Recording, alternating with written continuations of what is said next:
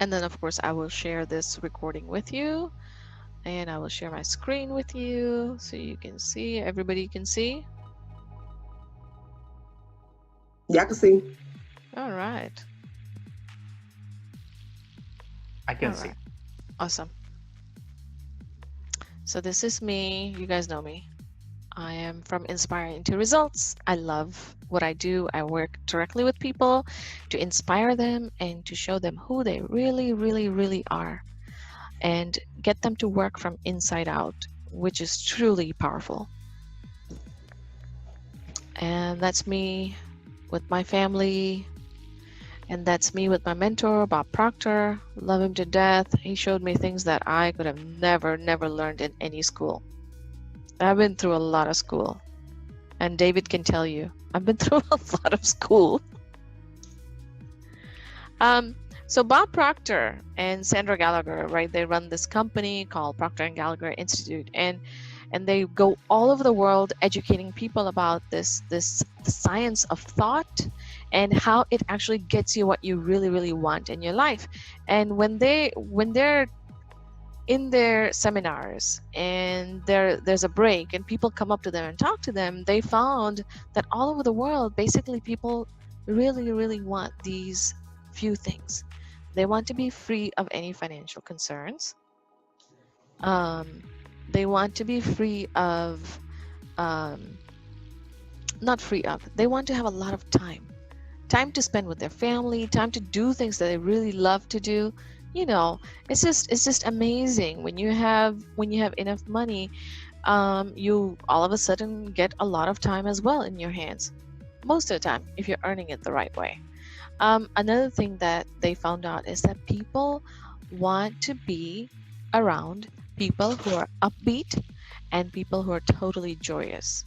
And I find those three things so amazing because, you know, just knowing that gave me such a comfort when I was in my state of trying to grow and you know, transforming from this one place to another. There's always growth going on inside of us, right? We're always going from one place to another. We have a new person on our call. Her name is Maithli. Maithli, thank you for joining. We just now started and I was introducing what we're actually about to talk about. Okay. So we are going to talk about chapter 2, which is desire, in Napoleon Hill's book, Think and Grow Rich. Napoleon Hill says that desire is the starting point of all achievement, and it's the first step toward riches. Now, when he talks about riches, he doesn't just talk about money. He talks about everything, all the values that you want to have inside of you, you know, everything that makes your life a total fulfillment, including money. And he has listed 13, actually 16 steps that are crucial for you to attain the riches. And he points very clearly in his book that you must practice these every single day. You must at all times practice this. And so, you know what? Let's just get into it first, little by little, kind of dissect it, and we're going to make an intention so that we actually do practice these things. Because here's the deal, you know, we can fall in love with an idea and we can fall in love and just romanticize with things that we love listening to and these high ideals and these beautiful romantic songs. But you know, if we don't act on these things, it doesn't make a difference at all. We must act on these things. It does not matter if you learn about high values and you cannot practice them. Because what will happen is you will learn about all these good things and you will expect others to behave in that manner to you, and you not practicing it. That creates a situation of frustration for you, trust me. I know, I've been there. Desire is the starting point of all achievement. Not a hope, not a wish, but a keen, pulsating desire, which transcends everything else. It is definite. What is the difference between desire and hope or a wish? The difference is so huge. The difference is that of definiteness. There is a sense of definiteness in desire that is totally missing from hope and wish. When you have a desire, you know what you want. You know exactly what you want. And you want it so bad that you're ready to believe you're going to get it. As opposed to hope, which is a beautiful thing. But you come in from a space of lack because you don't have it and now you want it. You understand? In order to want something, you must come in from a place of abundance. And desire has everything to do with it. And we're going to learn how. How are they connected? So, Napoleon Hill talks about Edwin C. Barnes. I don't know if you guys, some of you guys have read this book, some of you haven't, but in chapter 2, he talks about Edwin C. Barnes, who has practically nothing. And he gets into the caboose of a train and he goes to see Thomas Edison, and he wants to be partners with him. And he looks like, a rat who has just been into a garbage bin. And here's Thomas Edison, who is an accomplished inventor. And he goes up to him and he tells him, I'm here to become partners with you. And Thomas Edison is like, okay, I don't think so. But he didn't back out. He said, well, I'm here and I'm not leaving. Right? And that's when Edison said, okay, well, you can start by cleaning the home or cleaning the offices. And so he picked up a broom. He didn't have any pride. You see, when your desire is so strong, you really don't give a shit about who you are and where you're from. You really, really want it. You understand? That's called the difference between hope and wish and a desire. In his desire to be a partner with Thomas Edison, he had a dream that dominated his life. A dream that dominates your life will not permit you to think about anything else. It will not permit you to think about your weekend getaway. It will not permit you to think about your dream car. It will not permit you to think about anything except for that which you desire. It is so important. I don't know if you have heard, but the hunter that goes after 2 rabbits catches neither. You must go after one. And that must be the dominating thought of your entire day. Not, oh, he did that, so I can't move forward in my life. Or she did that, and now I can't do this. And, oh my gosh, I can't believe she said that about me, and totally consume yourself. Or, oh my gosh, I wish I had this. You understand, the desire is so powerful that all those things don't matter. They just don't matter. So what do you think about 99% of the time in your waking moments? Right? That part requires us to be so mindful every single moment of our life, watching our thoughts. What are we thinking about? What are we doing? Right? What is it that's taking up our thought? Real estate. That is so important because our thoughts are powerful. It's our thoughts that actually turn our desire into the physical manifestation of what we want. So before you fall asleep, what are you thinking of? When you wake up, what are you thinking of? When you have times that you're not doing anything, what are you thinking of? A lot of people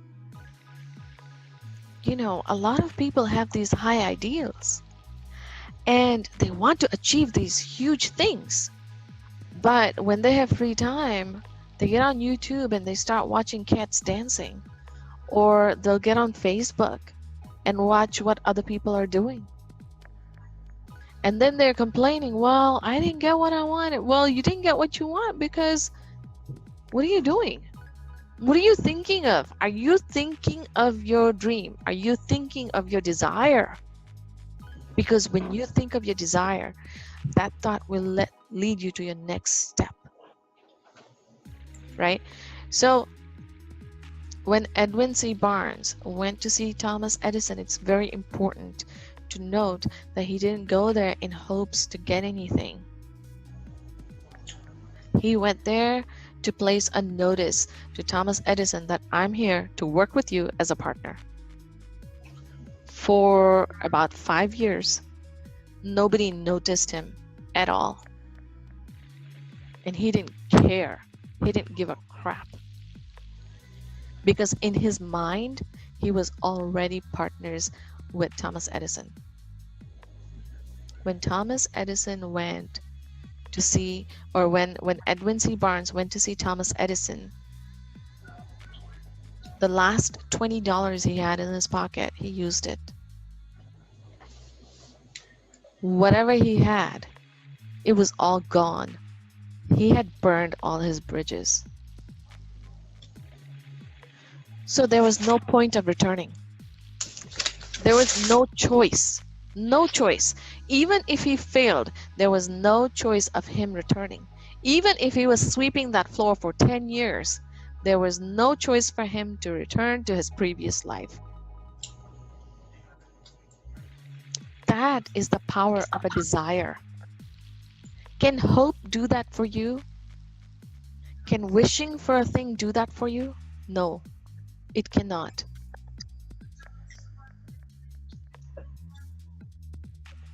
So here's the 5 years. 5 years passed before the chance he had been seeking made its appearance. During all those years, not one ray of hope, not one promise of attainment of his desire had been held out to him. To everyone except himself, he appeared only another cog in the Edison business wheel. But in his own mind, he was the partner of Edison every minute of the time. You understand? He did not permit a minute to slip away from his mind, to go somewhere else. Oh, I could be having this. I could have all this riches. I could have this and I could have that. And I want this and I want... No. In his mind, every minute of his waking moment, he's partners with Edison.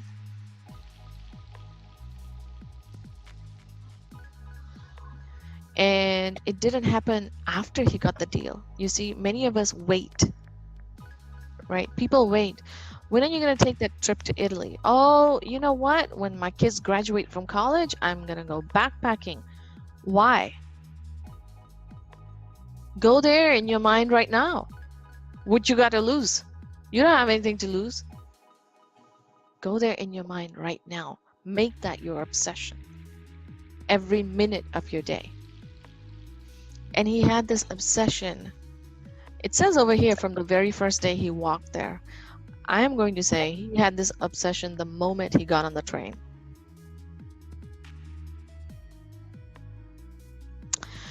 Does anybody have any questions so far? No. No? I have a question. Hi, David. Hi, Mino. How will you differentiate between wish and desire? What is the difference? For a wish, the end part, right? In your mind, when you're wishing for something, you're not sure of the end part. But from Napoleon Hill's definition of the desire, the end part is already achieved in your mind. You are definitely there. You have it. It's in your hands. The paycheck is in your hand. That's a desire. I don't care what will happen. I don't care.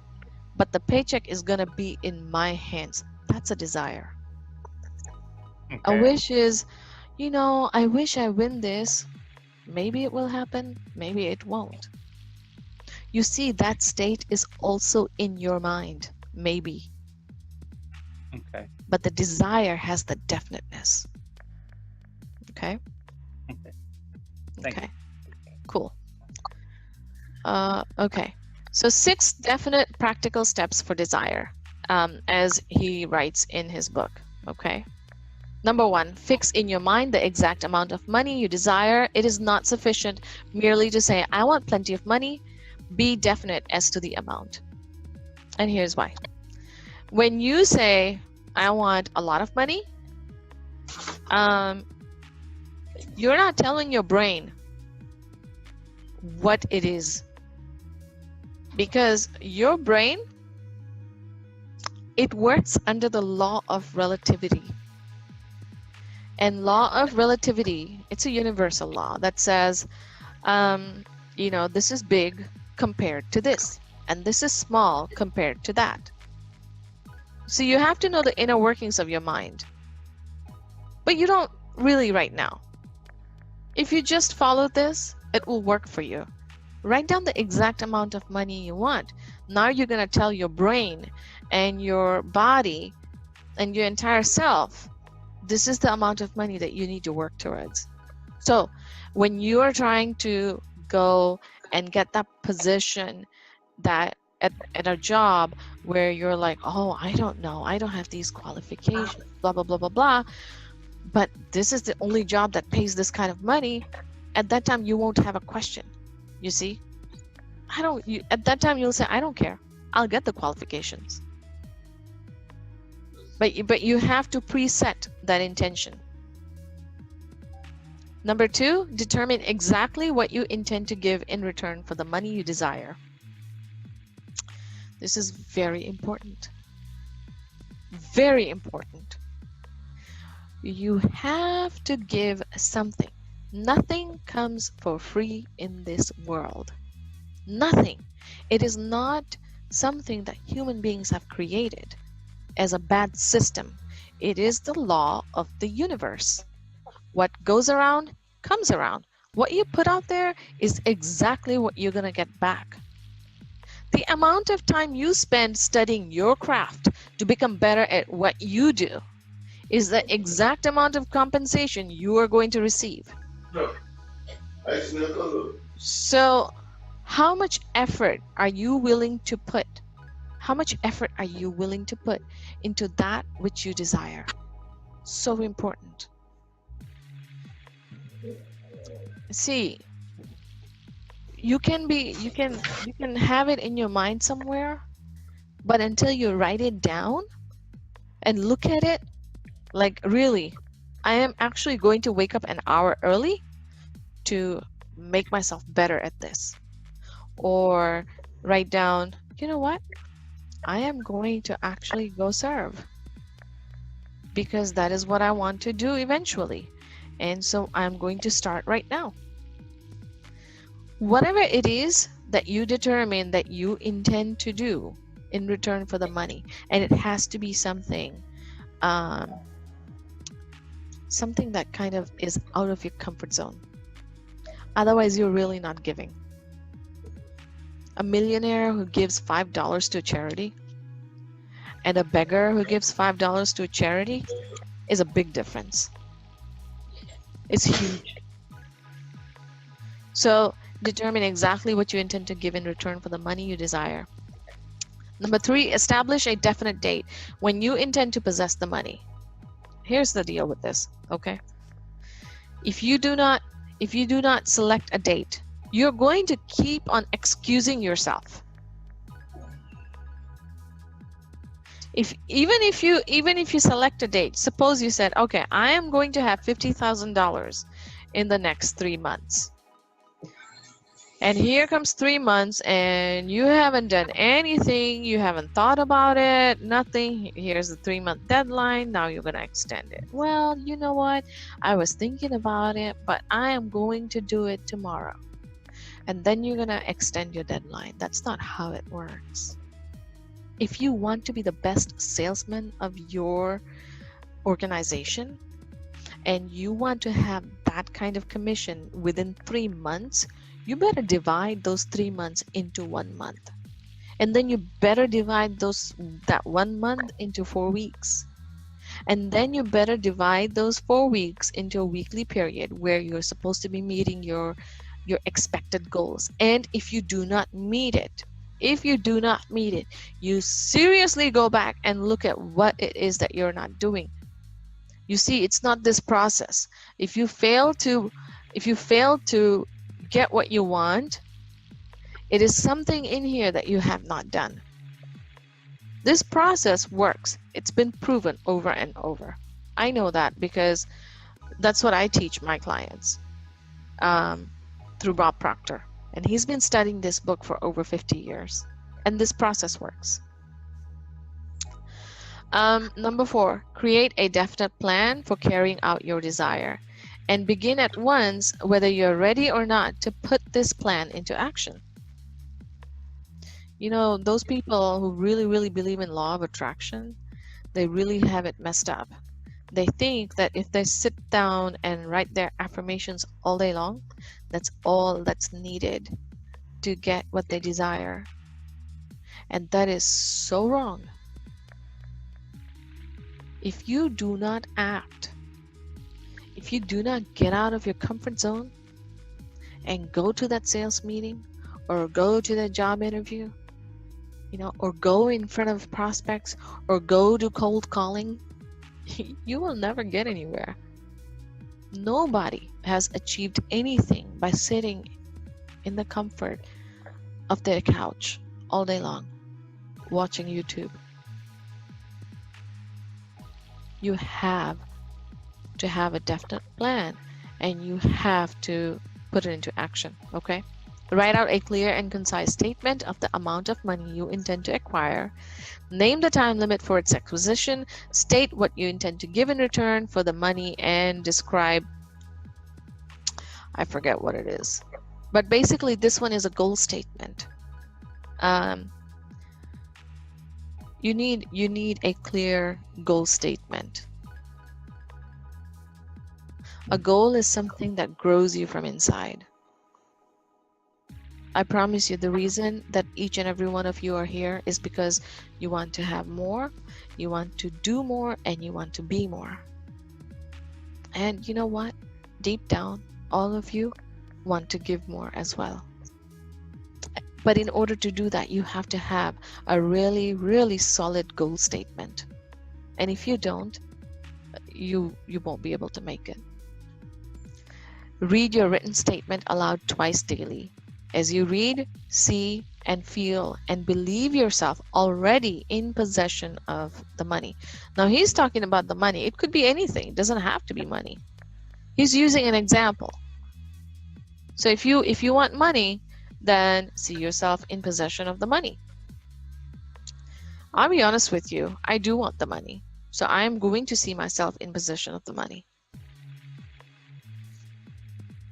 Do I want the money because I am greedy and selfish and vain? You can call it whatever you want.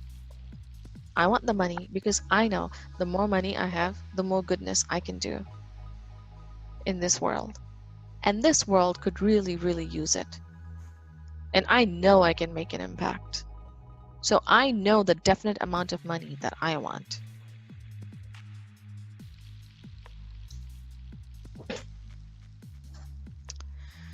So Barnes won his goal because he wanted to be a business associate of Mr. Edison more than he wanted anything else, right? Your distraction factors, remove your distraction factors.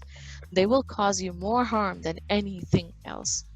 You removed your distraction. And you know what? Your job is not a distraction, okay? It's something you have to do. Your kids are not a distraction. Your husband is not a distraction. Those are not distractions. Because you could be serving them and still be thinking about your goal. What is a distraction is watching TV, watching Facebook. Those things are distractions. Don't do that. Gossiping. Once you stop doing those things, you will see and you'll go back and you'll look at those days and you're like, oh my gosh, I can't believe I wasted all that time. Time that people don't have. There's so much living that people can do without distractions. Napoleon Hill says, a goal is a dream with a deadline, and I'm inclined to believe him. It is a dream with a deadline.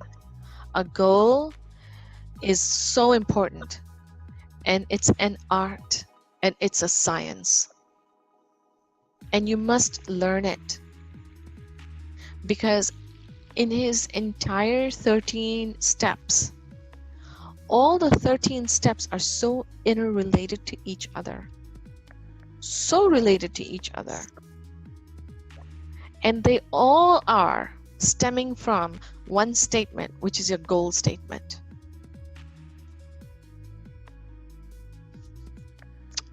I came up with this because I heard a saint say this once. He said, if you don't stand up for anything, you'll fall for anything and everything. But I wanted mine to be more goal oriented. So I said, you can fall for somebody else's goals or rise for your own goals.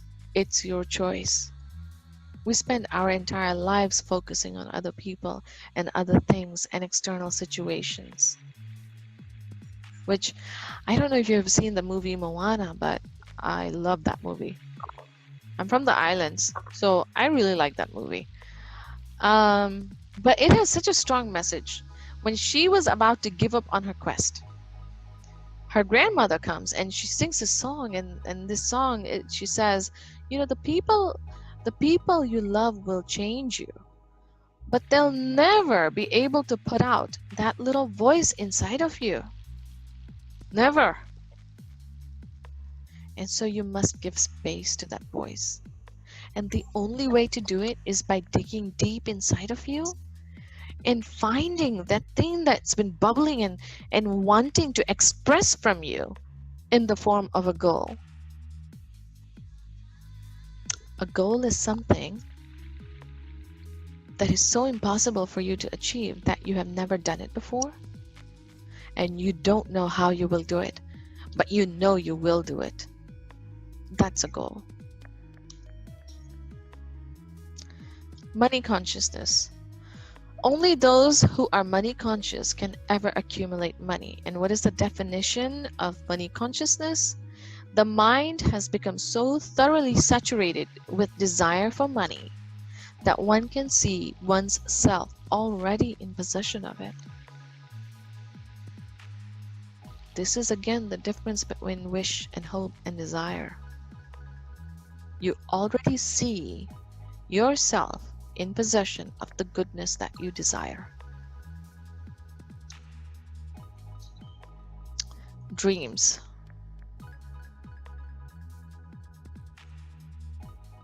Or dreamers. Tolerance and an open mind are practical necessities of the dreamer of today. Those who are afraid of new ideas are doomed even before they start. To win the big stakes in this changed world, you must catch the spirit of the great pioneers of the past, whose dreams have given to the civilization all that it has of value, the spirit which serves the lifeblood of this country, your opportunity and mine to develop and market our talents. He's talking about the changed world, right? The world where this country came from. This country came from where it was totally under the control of the British Empire. And what did it take for the forefathers of this country to get us that independence, right? When they were trying to fight for the country, what did they have? They had nothing. They had nothing compared to the greatest empire on earth. Yet they made the decision to die for independence. Some died and some didn't. But they didn't care. You see, that's a desire. They didn't give a crap. Who thought what? When Samuel Adams asked for the British Empire to clear one of the colonies because I don't remember what exactly happened. I think the local people got shot by the British soldiers, and Samuel Adams asked for the British to leave that particular colony. When he did that, the British Empire actually sent a messenger to him and said, "Well, we'll offer you a bribe, and you can actually work with us, and we can totally take care of the rest of the rebels, and you'll never have to work a day in your life." And at that time, he told them basically to get lost, because he knew where his loyalties were. He believed in himself. He believed in a power that was greater than the British Empire.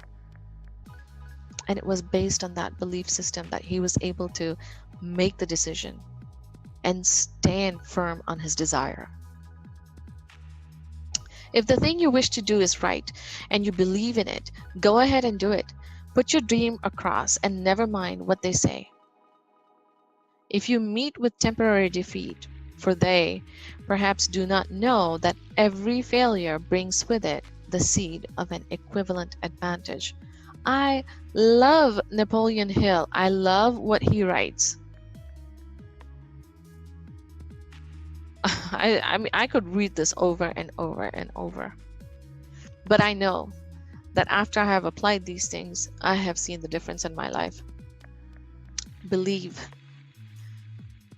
Before you get to the state of belief, here are the things that you do: dream, hope, wish, which then turns into desire. You do planning, but the bottom line is you must believe that you will possess it. If you do not see great riches in your imagination, you will never see it in your bank balance. So true. In your visualization, you must see the end. You must live from the end. If you wish to go to Italy, you must visualize that you are in Italy in earnest. You're smelling the pizza. You're looking at the beautiful plazas and piazzas and the fountains and experiencing the joy of being there.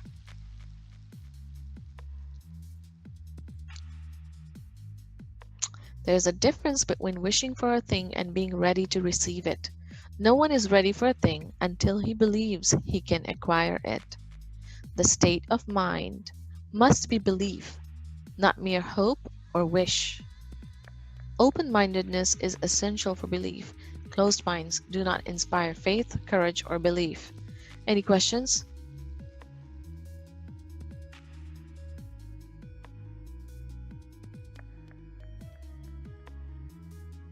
The Great Depression, right? Napoleon Hill, he witnessed the Great Depression and he saw what it did to people. Such a traumatic thing can actually paralyze people's growth and development due to fear. It was really a very traumatic situation for the entire country, the entire world actually. It changed the world to favor the masses. What does that mean? During the Great Depression, everybody lost. Everybody. There really then at that time wasn't a class difference. So everybody was now at the same level and everybody had to start new. Opportunity is now available at a broader range to all who decide what they want to win. Or all who decide they want to win. Making a decision is important. You will never learn how to make a decision anywhere. Read Napoleon Hill's Think and Grow Rich, the chapter on decisions. Read it aloud for 30 days. If you can't make a decision, you will never earn the riches you want. Because See, Bob Proctor says a decision is always an answer. You know, yes, I'll do it. No, I won't do it. Or should, you know, yes, I will ask, or no, I won't ask. Or maybe I'll go to the party, maybe I won't go to the party. The back and forth is indecision, and indecision, right? That's procrastination. And procrastination is such a leakage. You'll have a leakage of your energy. You'll have a leakage of your time. Make a decision. Make a decision where there's no point of return. Successful people make decisions very fast, and they rarely ever change it. They might change their strategies, that's a different case, but they rarely change their decisions. Your power to make a decision comes from within. You might think that it comes from you analyzing good or bad. I can promise you, I can prove to you that your power to make a decision actually comes from within. You can see that in plenty of relationships where people are actually hurting themselves, but they don't want to leave. They will analyze the situations over and over, and analytically they should leave, but they won't, because they're used to their comfort zone. That's a different story. They're used to that. That's their paradigm. But you must make a decision and learn how to make decisions.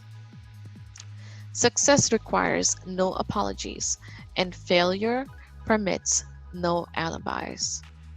I love this. I could read it. Seriously, I could read this book over and over. You know, my favorite pastime has changed. I love reading now.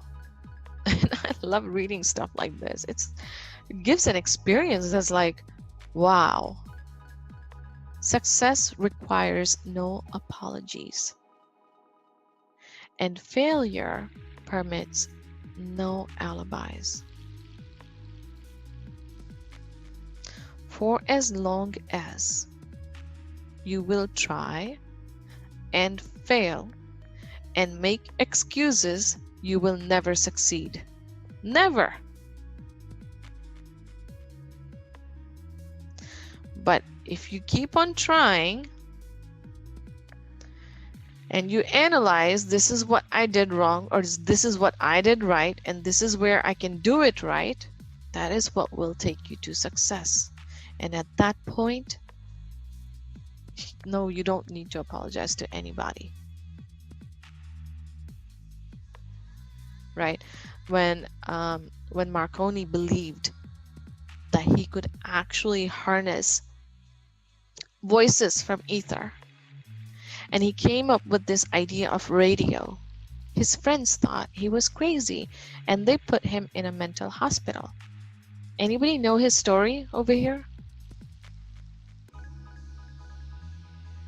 Not me.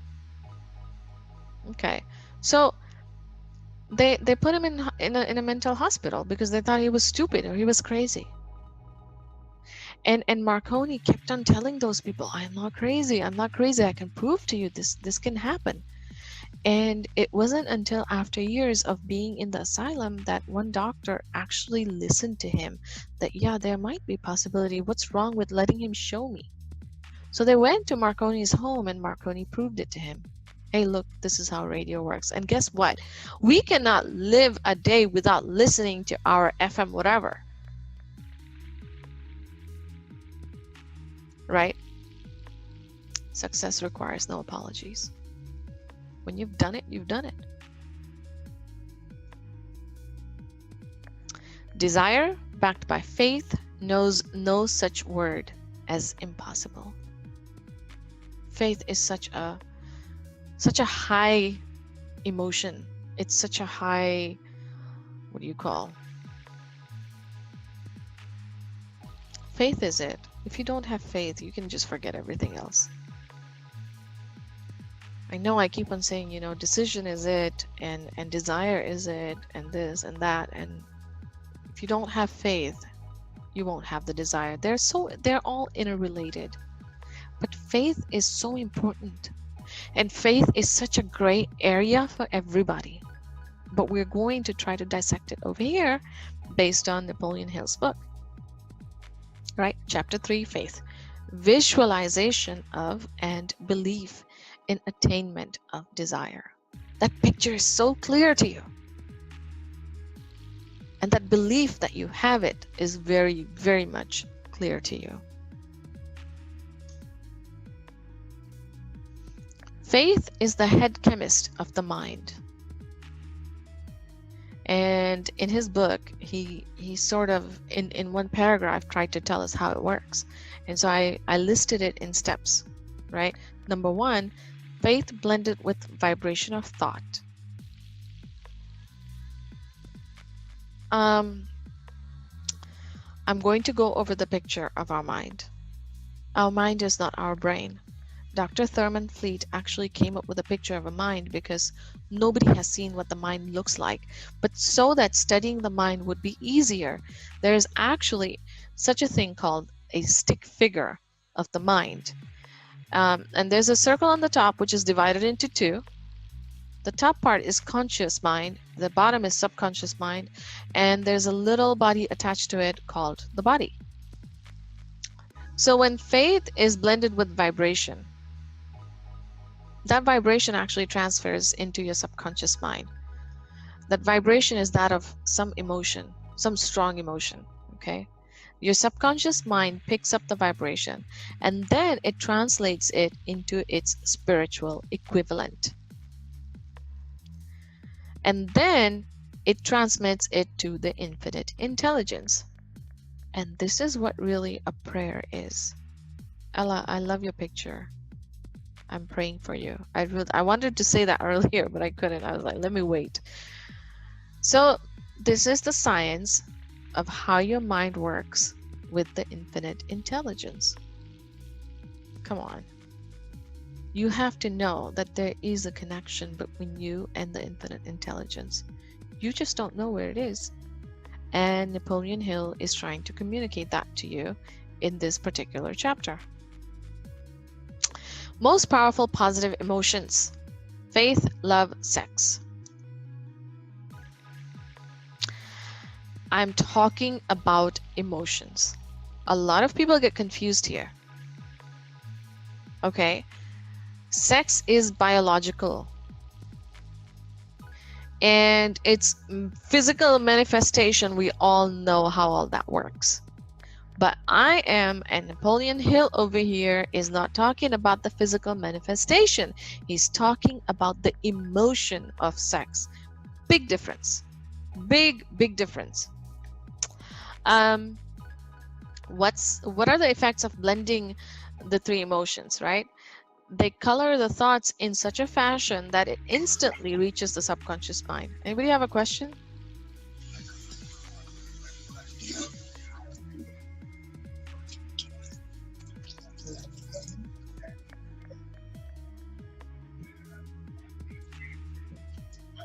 Okay, so in the subconscious mind, it is changed into its spiritual equivalent. This is the only form that induces a response from infinite intelligence. This is very important, okay? Very important. So let's go over it again. The mixture of the 3 emotions. It doesn't have to be these 3. It could be any emotion as long as it's extremely strong. The point is that love, faith, and sex are actually really strong emotions by themselves. They just really are strong. Okay? It colors the thoughts. Your thought plus the emotion of love, or your thought plus the emotion of faith, or your thought plus the emotion of sex, or your thought plus the blending of all 3 is so powerful that the thought reaches your subconscious mind automatically. In the subconscious mind, that particular thought is changed into its spiritual equivalent again through vibration. There is a law of vibration. I'm talking about these universal laws, okay? And if you don't know them, please learn them. This is the only form that induces a response from the infinite intelligence. Only when it is in your subconscious mind does it go to the infinite intelligence. You have heard the law of cause and effect. That is what we're talking about here. Your cause is happening in your mind, and the effect is when the universe is actually responding. Every action has an equal and opposite reaction. If we throw a tennis ball against the wall, the tennis ball will come right back at us. Maybe at a slower velocity, but it's still going to come right back at us. That is the response from the universe. We are also energy and matter, just like the tennis ball. Well, a little bit different. We have different chemical combination, but we're still energy and matter. Blending of these three emotions is so powerful that it opens a direct line of communication to the infinite intelligence. We as human beings, we have many dimensions to ourselves. We have a physical dimension, right? We get hurt, we feel the pain physically, we bleed or whatever. We have an emotional side, we feel happiness, we feel the love, we feel stuff. We have an intellectual side that we use to decide what is right, what is wrong. And we have a spiritual side. Now, when you're totally aligned, your actions actually match your belief system. So it's a straight line through. That is when you're acting without any stress. If there is a belief system at any one of these levels that actually go against what you're about to do, you are going to feel the stress. There could be days at your work you have a really blasting, wonderful day because you are in the flow and you are creating and people are loving it and they're working with you and they're collaborating.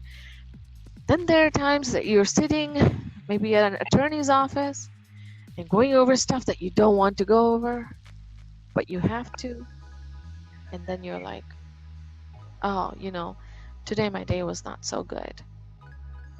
It's not the day that was not good. Go back inside of yourself. What happened? Where is it that it went against your belief system? Do you even know what your belief systems are? Do you even know what you're made up of? We look in the mirror and we think that's all we are. We're not. This is what we're made up of. And if you don't know at each level what you are, then I suggest you do get to know yourself better. Now here's the mind, okay? You have your 5 senses. Actually 6. Intuition. You have your 6 senses over here, which is the gateway to the physical world. Your touch, hear, smell, taste, your intuition. And you get information into your conscious mind. And this over here, you get to choose whether you want to actually fuse with a thought or not. You get to choose whether you want to accept a belief system or not. That's your conscious mind. At your subconscious level, you have no ability, absolutely no ability to reject anything. Whatever comes here stays here. Babies are majority subconscious mind, which is why they learn everything so fast. Whatever comes here stays here. Okay? And this is where your paradigms are as well. This is where your subconscious mind actually turns your thought into its spiritual equivalent to send it out as an action into the universe so that the universe can actually react to that action. And when the universe actually reacts to that, you get your result. That's how results happen. People think results just happen. Results don't just happen. There is a law of cause and effect. Cause is happening here, effect happens outside of you. Using autosuggestion, you're able to convince your subconscious mind that you believe you will receive that which you ask. And the subconscious mind will act upon that belief in the form of faith.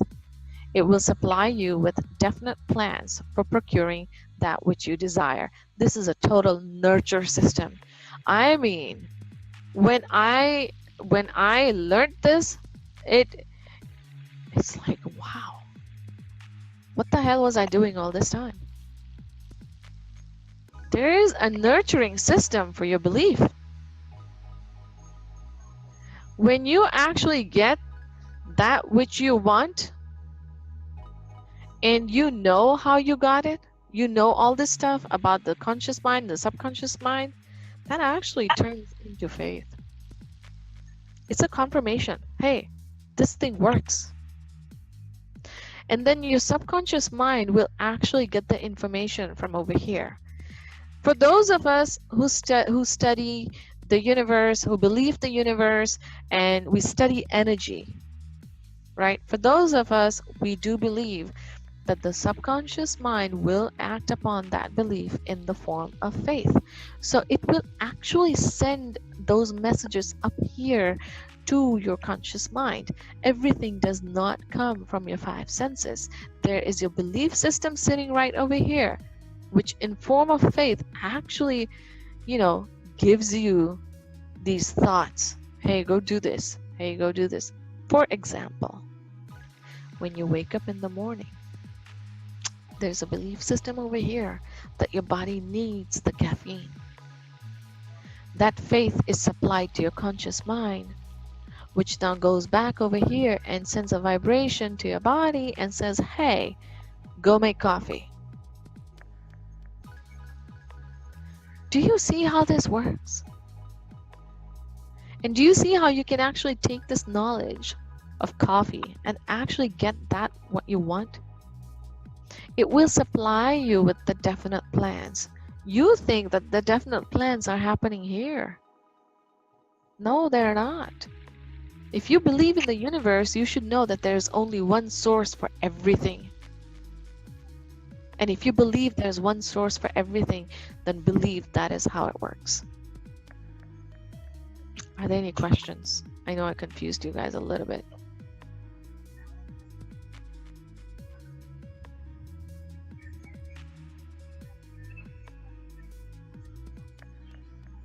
None from me. All right. Bottom line is, are you happy? And yes, if you are, keep doing whatever it is you're doing. Your belief system is serving you very well. But if you're not, and you want to be happy, and at that time, you change something about what you're doing. I love this guy. But if you don't want to be happy, then don't change anything. Keep doing whatever it is you're doing forever.